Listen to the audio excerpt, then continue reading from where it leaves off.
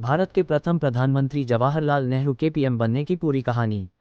नमस्कार दोस्तों, अगर आपने अभी तक हमारे चैनल को सब्सक्राइब नहीं किया है तो जल्दी से सब्सक्राइब कर लीजिए, क्योंकि हमारा चैनल नॉलेज टीवी आपको देगा हर क्षेत्र की जानकारी। तो आइए ज़्यादा समय ना लेते हुए वीडियो को करते हैं शुरू।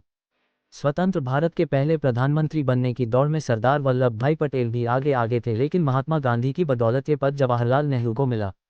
आखिर प्रधानमंत्री पद के लिए उनका चयन कैसे हुआ, आइए जानते हैं। नेहरू भारत 1857 से ही अपनी आज़ादी की लड़ाई लड़ रहा था। 90 साल की लंबी जद्दोजहद और कुर्बानी के बाद इसके हिस्से में खुशियां आई। 1946 आते आते देश की स्थिति बिल्कुल बदल चुकी थी। हर हिंदुस्तानी आज़ादी के एक नए जोश व जज्बे से सराबोर था। उधर ब्रिटेन में लेबर पार्टी के सत्ता में आने के बाद उम्मीदों के नए चिराग रोशन हो गए। इसी बीच ब्रिटेन ने भारत को आज़ाद करने का फैसला किया। 2 अप्रैल 1946 को कैबिनेट मिशन दिल्ली पहुंचा। इसके साथ ही देश की आज़ादी और बंटवारे का झगड़ा अपने चरम पर पहुंच गया। इसी दौरान ये बहस भी तेज हो गई कि आखिर आज़ाद भारत का पहला प्रधानमंत्री कौन होगा। स्वतंत्र भारत के पहले प्रधानमंत्री बनने की दौड़ में सरदार वल्लभ भाई पटेल भी आगे आगे थे, लेकिन महात्मा गांधी की बदौलत ये पद जवाहरलाल नेहरू को मिला। आखिर प्रधानमंत्री पद के लिए उनका चयन कैसे हुआ, आज इसी कड़ी में पेश है भारत के प्रथम प्रधानमंत्री जवाहरलाल नेहरू के पीएम बनने की पूरी कहानी। अंग्रेज देश छोड़ने को मजबूर हो गए, लेकिन सवाल ये था कि सत्ता हस्तांतरण कैसे होगा। इसके लिए भारत में अंतरिम चुनाव कराया गया। इस चुनाव में मुस्लिम लीग और भारतीय राष्ट्रीय कांग्रेस सहित कई दलों ने हिस्सा लिया, लेकिन कांग्रेस ने बड़ी जीत हासिल की। इसके बाद अंग्रेज इस नतीजे पर पहुंचे कि भारत में अंतरिम सरकार बनेगी। सरकार बनाने के लिए वायसराय की एग्जीक्यूटिव काउंसिल बनना निश्चित हुआ। ये तय हुआ कि इस काउंसिल का अध्यक्ष अंग्रेज वायसराय होगा और कांग्रेस अध्यक्ष को इसका वाइस प्रेसिडेंट बनाया जाएगा। इसके साथ ये भी साफ हो गया था कि वाइस प्रेसिडेंट ही आगे चलकर भारत का प्रधानमंत्री बनेगा।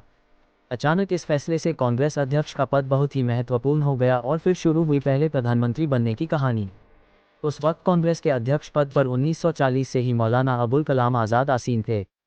कांग्रेस अध्यक्ष पद के चुनाव की घोषणा हुई। हालांकि महात्मा गांधी पहले ही साफ जाहिर कर चुके थे कि उनकी पसंद जवाहरलाल नेहरू ही हैं, लेकिन मौलाना आज़ाद इस पद पर बने रहना चाहते थे। इस बात का जिक्र उन्होंने अपनी ऑटोबायोग्राफी इंडिया विंस फ्रीडम 1957 में भी किया है। उन्होंने अपनी बात घुमा फिरा कर लिखी है। उन्होंने लिखा है, सामान्य रूप से ये सवाल उठा कि कांग्रेस में नया चुनाव होना चाहिए और नया प्रेसिडेंट चुना जाना चाहिए।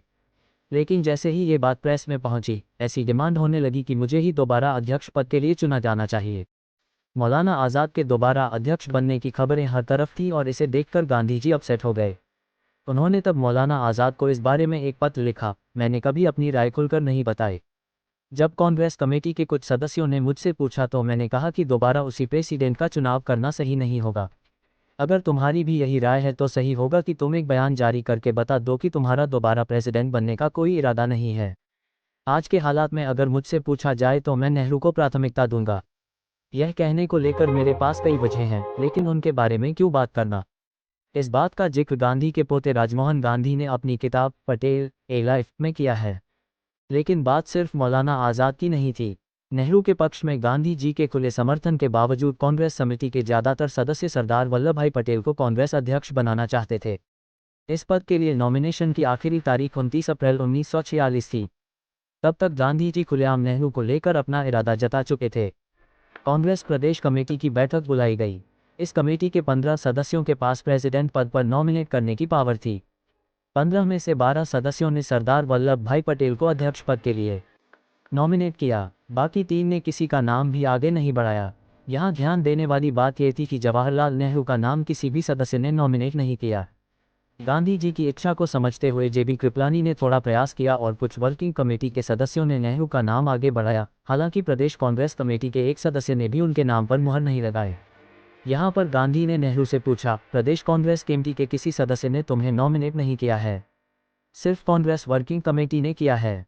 इस पर नेहरू चुप्पी साधे रहे। इसके बाद गांधी जी ने कहा, जवाहरलाल दूसरे नंबर का पद कभी नहीं लेगा। और फिर उन्होंने सरदार पटेल से नॉमिनेशन वापस लेने के लिए कहा। राजमोहन गांधी ने अपनी किताब में बताया है कि पटेल ने गांधी जी की इच्छा का विरोध इसलिए नहीं किया क्योंकि वो हालात को और ख़राब नहीं बनाना चाहते थे। पटेल को भी मालूम था कि नेहरू दूसरे नंबर का पद कभी नहीं लेंगे। जेएनयू के पूर्व प्रोफेसर चमनलाल बताते हैं, उस वक्त कांग्रेस पार्टी के अंदर पटेल की तरह ही सोचने वाले ज़्यादातर लोग थे, इसलिए सभी ने पटेल को ही नॉमिनेट किया। लेकिन पार्टी में गांधी का नैतिक प्रभाव ज़्यादा था।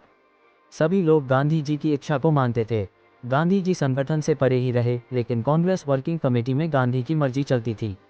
यही वजह थी कि सभी ने गांधी जी की पसंद को स्वीकार किया। पत्रकार दुर्गादास ने अपनी किताब India from Curzon to Nehru and after 1969 में लिखा है कि इस वाक्य के बाद डॉक्टर राजेंद्र प्रसाद ने अपना दुख जताते हुए कहा था कि एक बार फिर गांधी जी ने ग्लैमरस नेहरू के लिए अपने वफादार सिपाही को दांव पर लगा दिया। ऐसा राजेंद्र प्रसाद ने इसलिए कहा क्योंकि इससे पहले 1929 और 1937 दोनों ही बार प्रेसिडेंट पद के चुनाव में पटेल की लीडरशिप पर गांधी जी ने हामी नहीं भरी थी। इसके बाद सवाल उठते रहे कि गांधी ने पटेल की बजाय नेहरू को क्यों चुना। इस पर गांधी ने कभी खुलकर जवाब नहीं दिया। इस बारे में प्रोफेसर चमनलाल बताते हैं, गांधी जी की निकटता तो पटेल से थी, लेकिन उन्हें हिंदुस्तान की असलियत मालूम थी। उन्हें पता था कि भारत बहुभाषी बहुधार्मिक देश है। उन्हें लगता था कि पटेल का किसी एक धर्म की तरफ झुकाव है और इससे आगे चलकर विस्फोटक स्थिति पैदा हो सकती है, देश में तनाव बढ़ सकता है। यही वजह है कि उन्होंने नेहरू को तरजीह दी थी। काफ़ी सालों बाद पत्रकार दुर्गादास को गांधी जी ने इसका जवाब दिया। महात्मा गांधी का मानना था कि कांग्रेस में अकेले जवाहरलाल नेहरू अंग्रेज थे और अंग्रेजी हुकूमत को वो पटेल से बेहतर तरीके से हैंडल कर सकते थे। दरअसल नेहरू के अलावा गांधी जी किसी को भी काबिल नहीं मानते थे। पटेल पर नेहरू इस वजह से भी भारी पड़े क्योंकि वो जन नेता थे और लोग उनकी बातों को सिर्फ सुनते ही नहीं थे, मानते भी थे। प्रोफेसर चमनलाल बताते हैं, नेहरू स्टार लीडर थे, जन नेता थे, लेकिन पटेल कभी भी जन नेता नहीं थे। गांधी जी ने इस पर खुलकर इसलिए नहीं बोला क्योंकि कभी कभी सब कुछ कहना जरूरी नहीं होता। गांधी को ये मालूम था कि भारत की जो परिस्थिति है उसे सिर्फ नेहरू ही संभाल सकते हैं। गांधी नेहरू के अलावा किसी को भी काबिल नहीं समझते थे। नेहरू में बौद्धिकता थी और वो थोड़े भावुक भी थे। पटेल कभी भावुक नहीं थे। पटेल का पब्लिक भाषण कभी किसी को प्रभावित नहीं करता था। नेहरू का भाषण सुन लोगों में लहर दौड़ जाती थी। इस तरह 2 सितंबर 1946 को अंतरिम सरकार का गठन हुआ। इसके बाद जब देश आज़ाद हुआ तो स्वतंत्र भारत के पहले प्रधानमंत्री नेहरू ही बने और पटेल ने उप प्रधानमंत्री एवं गृह मंत्री का जिम्मा संभाला। नई सरकार 15 अगस्त 1947 से गणतंत्र भारत की नींव पड़ने और अगले चुनाव तक जारी रही। 1950 में संविधान लागू होने के बाद 1951-52 में स्वतंत्र भारत का पहला आम चुनाव हुआ। ये चुनाव 25 अक्टूबर 1951 में शुरू होकर 21 फरवरी 1952 को खत्म हुआ। कांग्रेस ने 364 सीटों के साथ पूर्ण बहुमत हासिल की और नेहरू ही प्रधानमंत्री बने। हालांकि देश के प्रथम चुनाव से पहले ही 1950 में पटेल का निधन हो चुका था। नेहरू के नाम सबसे ज़्यादा समय तक 16 साल 286 दिन प्रधानमंत्री रहने का रिकॉर्ड भी है। 15 अगस्त 1947 से लेकर अपने निधन के दिन 26 मई 1964 तक नेहरू इस पद पर रहे। नेहरू के बारे में, जवाहरलाल नेहरू का जन्म 14 नवंबर 1889 को इलाहाबाद अब के प्रयागराज में हुआ था। उनके पिता मोतीलाल नेहरू स्वतंत्रता सेनानी थे और भारतीय राष्ट्रीय कांग्रेस के 2 बार अध्यक्ष चुने गए। उनकी मां का नाम स्वरूपरानी कुसुम थी। जवाहरलाल नेहरू ने ट्रिनिटी कॉलेज, कैम्ब्रिज, लंदन से पढ़ाई पूरी की थी। इसके बाद उन्होंने कैम्ब्रिज विश्वविद्यालय से लॉ की डिग्री हासिल की। 1916 में नेहरू की शादी कमला नेहरू से हुई। बीमारी की वजह से 1936 में कमला नेहरू की मौत हो गई। नेहरू की एक ही संतान थी, इंदिरा गांधी, जो बाद में भारत की प्रधानमंत्री बनी। नेहरू को पंडित नेहरू के नाम से भी जाना जाता है। बच्चे उन्हें चाचा नेहरू कहकर भी पुकारते हैं। नेहरू अपनी मौत तक प्रधानमंत्री रहे और लोगों के मन में उनके लिए सम्मान कभी कम नहीं हुआ।